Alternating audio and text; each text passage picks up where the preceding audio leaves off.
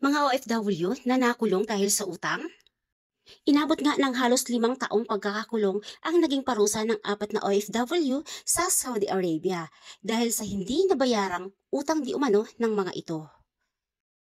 Hinold kasi sila sa immigration nang hindi nila alam kung ano ang kanilang mga atraso. Kaya mas mabuting kapag tayo ay magtatrabaho sa ibang bansa, atin pong alamin kung ano ang kanilang mga batas at kultura lalo na sa bansang Middle East. Para na din sa ating mga kaligtasan nang sa ganon makauwi tayo ng ligtas sa ating mga pamilyang naghihintay sa atin sa pagbabalik dito sa Pilipinas. Panoorin po natin ang balitang ito nang makapulutan ng aral sa iba na may planong magtrabaho sa ibang bansa. Workers OFWs na ilang taong nakulong dahil sa utang sa Saudi Arabia. Ayon kay Migrant Workers Undersecretary Hans Leo Kakda, nakulong ng halos 5 taon ang mga OFW sa isang deportation facility dahil sa utang. Bago makulong, sinabi ni Kakda na nagtatrabaho ang mga OFW bilang printing press technician, air conditioner technician, trailer driver at merchandiser sa Saudi Arabia. Sa ngayon, nabigyan na ang mga ito ng financial assistance, tinutulungan na ng DMW na muling makahanap ng trabaho. Sinabi rin ni Kakdak na tutulong din ang pamahalaan sa mga anak ng OFWs para sa kanilang pag-aaral.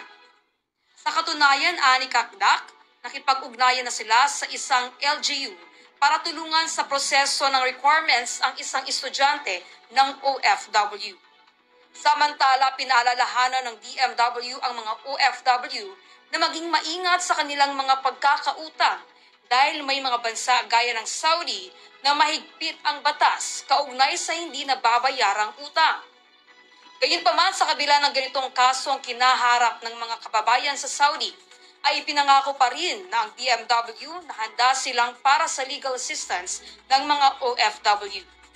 Nagpasalamat naman ang gobyerno ng Pilipinas sa Saudi Arabia dahil sa kanilang kooperasyon na maiuwi sa Pilipinas ang mga OFW. Narito ang pahayag ni Yusek Hans Kaglak.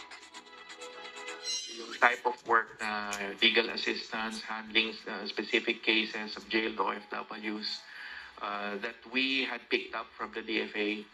And these are the types of cases we will address. And these are the types of courses of action we will take.